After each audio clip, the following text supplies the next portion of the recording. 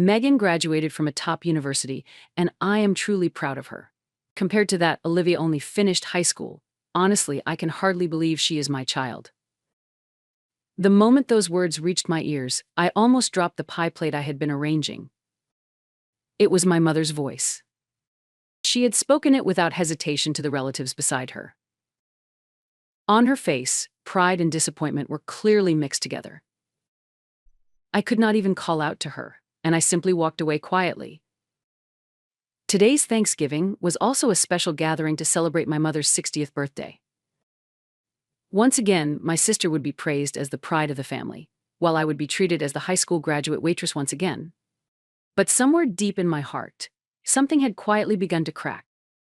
The grand party for my mother's 60th birthday included not only relatives but also neighbors, and the living room of our house was filled with food and laughter. As I was setting the pies I had brought on the table, Megan approached me smoothly with a glass in her hand. She wore a brand new dress, looking every bit like the star of the party. Meanwhile, my outfit was a dark checkered shirt and black pants. Casual, but as if I had placed myself on the side of those helping rather than celebrating. "Olivia, thank you so much for today." She said this while patting my shoulder in an exaggerated way. In gatherings like this, practical skills really matter, don't they? See? Your waitress experience really comes in handy here. For a moment, I was at a loss for words. It sounded like a phrase of gratitude.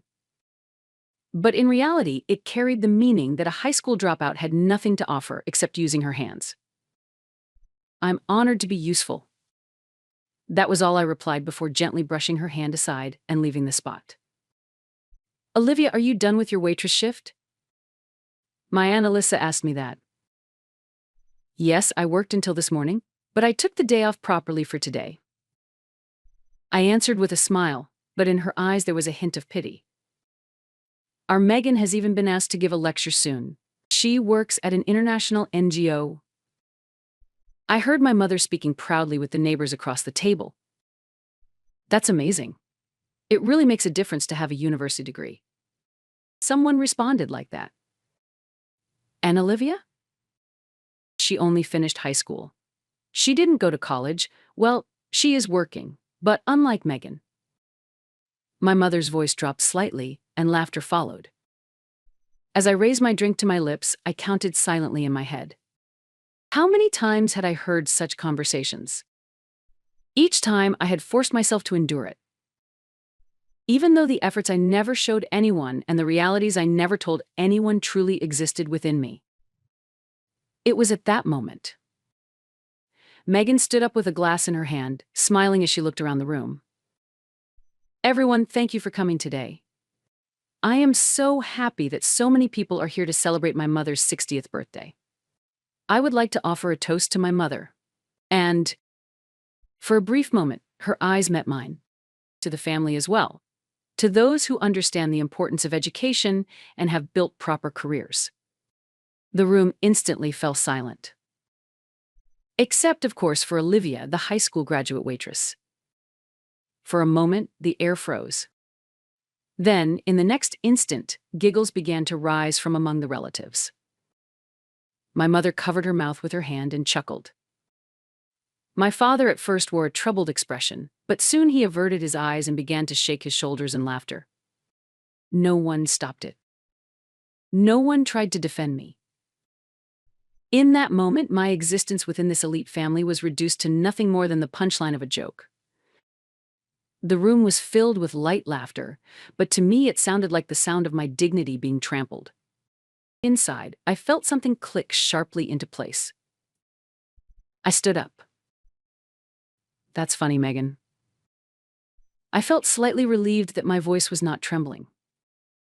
Adjusting the glass in my hand, I became aware that my voice was quietly echoing. "May I offer a toast as well? To the college graduate who can no longer pay for her own belongings. And to the decision that from today, all financial support will be stopped." Megan froze, her mouth hanging open, unable to grasp the meaning of my words. The relatives around us began to stir, and the calm atmosphere of the party instantly shifted into one of tension. But Megan alone was left behind by that change. as if she had not yet realized that her world was beginning to crumble. No, she did realize it, but she had not yet managed to understand that reality. The fact that the foundation of her supported life was collapsing beneath her feet at this very moment. It seemed it would take a little more time for all of that to reach her. "Olivia, what are you saying?" The voice she finally managed to produce was in a tone I had never heard from her before. It was neither confident nor sarcastic nor triumphant. It was unconscious fear.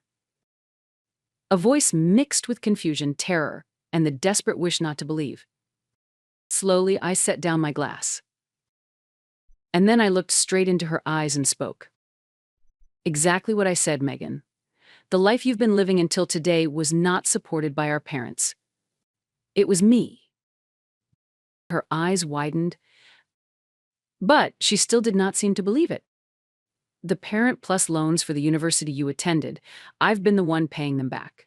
The scholarships weren't enough, were they? Our parents had already been struggling financially. I even paid your apartment rent and continued to do so after your graduation." That's a lie. Mom was. Mom said at first she would work and pay it back. But in the end, she never paid a single cent. Year after year, it just dragged on. And it became natural for me to shoulder it all. Her lips trembled slightly. I did not stop speaking. There was no reason to stop. The utilities for this house have also been withdrawn from my card for the past several years. Why would you do something like that? When I heard her mutter those words, I answered quietly. Because we are family. When Dad got sick and couldn't work anymore, I stepped in to help. I told our parents many times that we should tell you the truth, but each time Mom cried and begged me not to tell you, Megan. There was no need to raise my voice. The calmer I remained, the heavier the weight of my words became. That can't be, even the rent. I thought I was sure it was Mom and Dad. Yes, you were always sure about everything. When you complained after graduating that your salary was too low, I said nothing. But I can't do this anymore. Wait, I didn't know. I really didn't know. Isn't it more accurate to say you never tried to know? I looked her straight in the eyes. She opened her mouth, then closed it immediately. You never once tried to ask about Dad's worsening health or the fact that he couldn't work anymore, did you? Did you ever think about who was supporting the household? With your so-called brilliant mind from a top university, how could you not notice? Because Mom never said anything. And I was supporting Mom too. Utilities, medical expenses. The reason our parents pretended they could keep up with rent was simply because they didn't want you to worry. I turned quietly toward my mother. She could say nothing and lowered her head. On her face was an expression filled with complicated emotions, as if she were about to burst into tears. Her lips quivered, opening as if searching for words. "Olivia, please stop.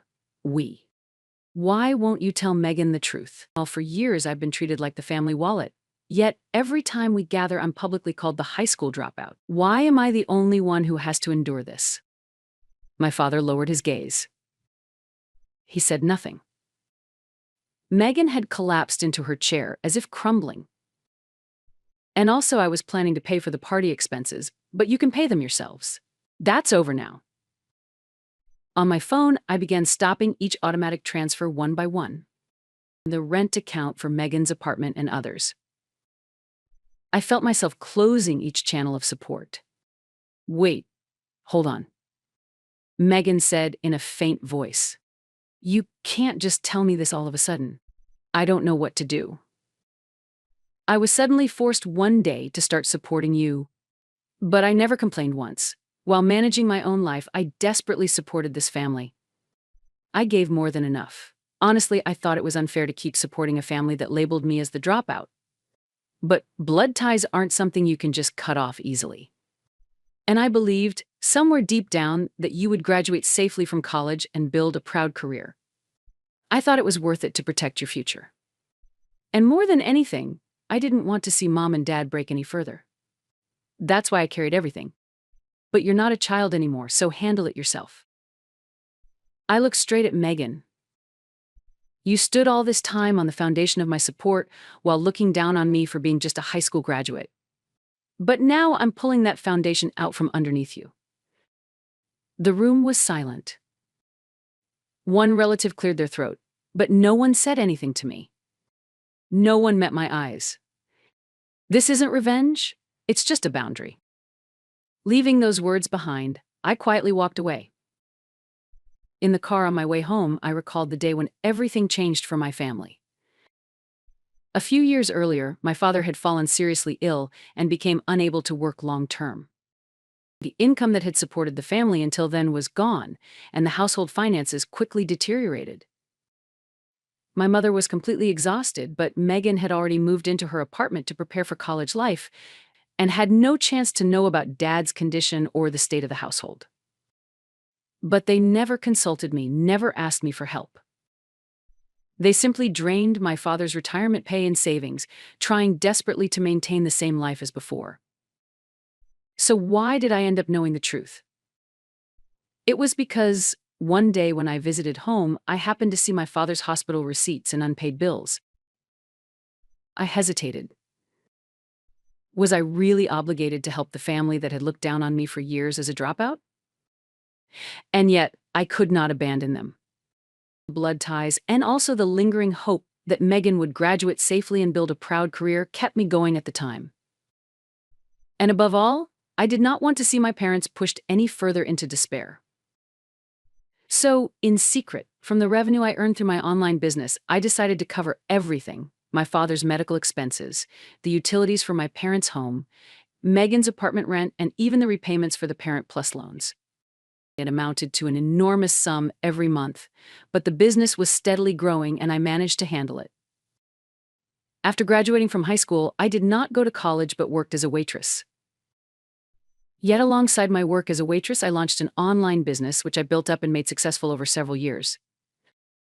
When I first began working as a waitress, I was only struggling to get through daily life. But gradually, through meeting many people in that job, I gained one certainty.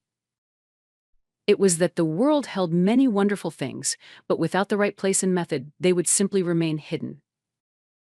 In the suburbs of my town, there was a woman artisan who quietly produced goods using traditional methods passed down for generations, yet without any proper sales channels. The pottery she made was beautiful, warm to the touch. But with her products placed only in small local shops, very few people knew their value. I began to think that I wanted to deliver her wonderful creations not only across the country but to the world through the internet.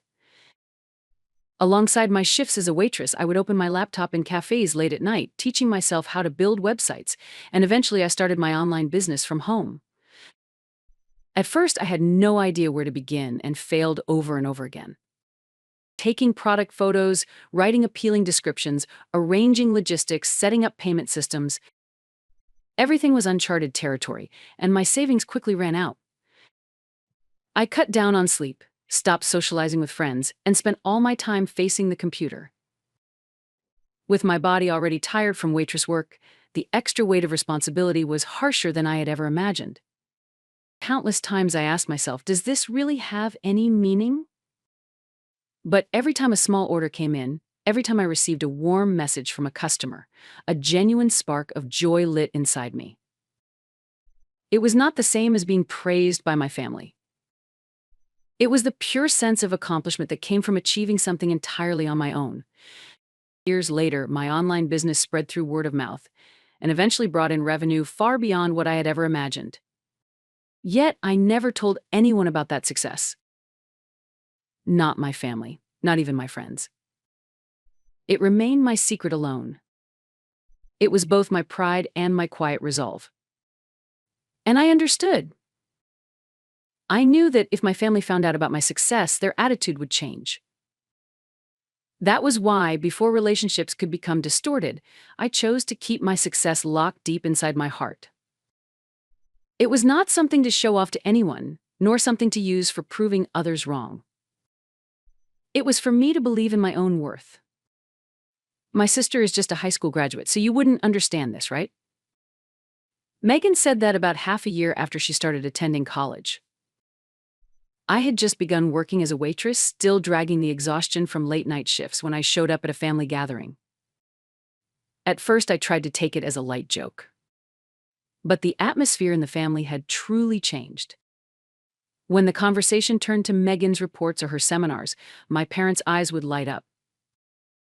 My mother would say again and again, "You are our pride," and my father would smile and say, "We're excited for your future." Meanwhile, the looks directed at me were as if they were gazing down at the bottom of society. My mother outwardly seemed worried, saying, "Are you taking care of your health? Don't push yourself too hard." But she saw my work as nothing more than a part-time job anyone could do. My father would say, "One day you'll meet someone good." Being a full-time housewife is also an honorable path, implying that for a woman with no education or career, that was the only proper ending. To them, I was someone whose life needed to be fixed, not someone to be accepted as I was. At every gathering, the sense of alienation grew stronger. My relatives would shower Megan's academic background with praise, while I was only mentioned in passing with comments like, "Olivia seems to be doing fine."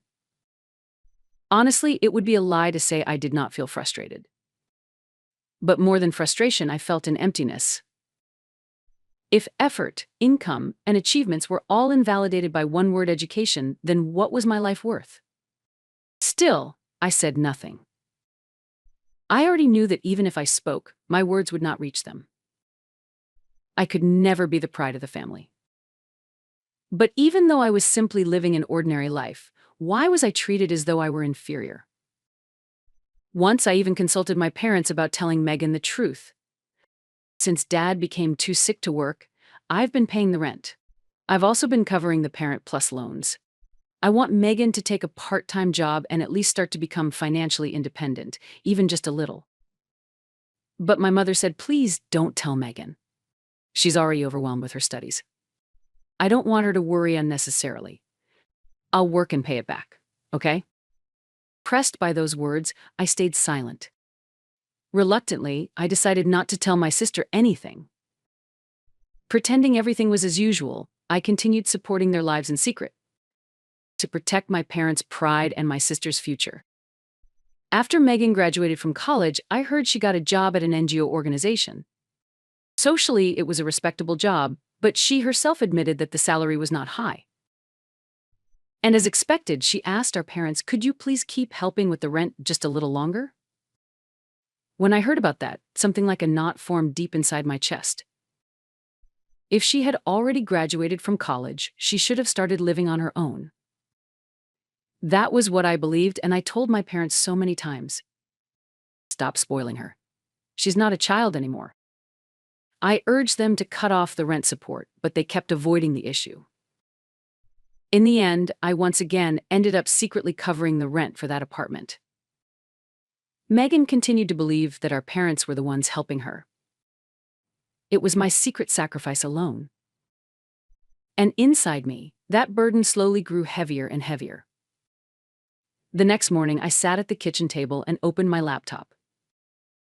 The aftertaste, or rather, the wreckage of last night's party still smoldered in my heart, but strangely, I felt no regret. It was something that needed to be said, and I finally said it. That was the sense I had. But spoken words can fade into ambiguity. So I decided to leave a record of the facts. 7 years' worth of support records. The repayment history of Megan's Parent Plus loans. The rent for her apartment, my parents' insurance premiums, and even the expenses for the parties. I organized everything neatly into a spreadsheet. When I saw the total amount, I was shocked to myself. It had exceeded roughly $50,000. Enough to buy a house. I titled the file simply Support Record and attached it to the family group chat. The message read, "This is the record of what I have been paying for 7 years. It summarizes who has spent how much and on what. From this point on, all support will end. From now on, take care of things on your own." A few minutes later, 3 read marks appeared. Mom, Dad, Megan. The first to respond was my mother. "What do you mean take care of things on our own? You know we can't handle it." Then my father. "Olivia, Let's calm down. Let's have a discussion. It's not good to end things like this. I did not reply. What meaning could there be now in holding another discussion? Only actions can tell the truth now. By midday, a private message arrived from Megan. This has to be a lie. I really didn't know. Why didn't you tell me sooner? At last, I replied. Even if I wanted to, I couldn't say it because of our parents. And besides, even if I had said it, no one would have been grateful and there would have been no point. But when you treated my existence so lightly yesterday, that was the moment I realized there was no meaning left in staying silent. After a while, her message showed as read, but no reply came. The next day, I got a phone call from my father. His voice was tense, unusually so no, as if I was hearing that tone for the first time. Olivia, can't you reconsider? It was wrong of us to rely on you all this time. We regret it. I stayed silent, listening. My father's words sounded unsteady. It was wrong of us not to tell Megan the truth. So blaming her is. I'm not blaming her. Whatever happens to her now is none of my concern. That's all there is to it. When I answered quietly like that, my father fell silent for a moment. Then, after a small sigh, he said, "Just now, Megan contacted me. Apparently her boyfriend broke up with her.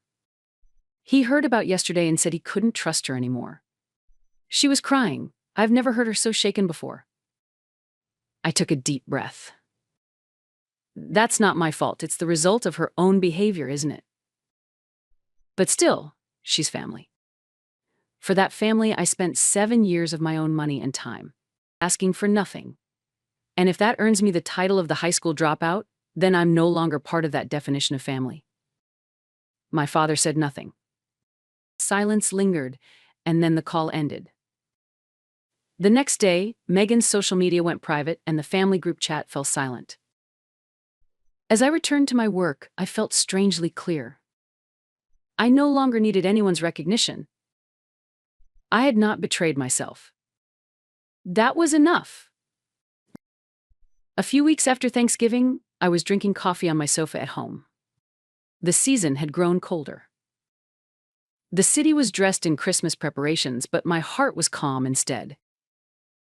Until then, I had been the quiet supporter within the family. But now I had become the one steering my own life.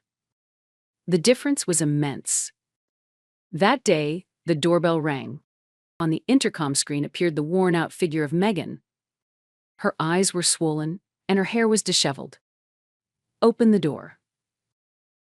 I silently opened it. Megan entered without a word and quietly sat down on the sofa. Why do I have to go through this? Her voice trembled as she spoke in a rush. "My boyfriend dumped me. I have to move out of my apartment. People at work are spreading weird rumors about me. It's all your fault. Because you said those things at the party." I looked straight at her and answered calmly. "Those things.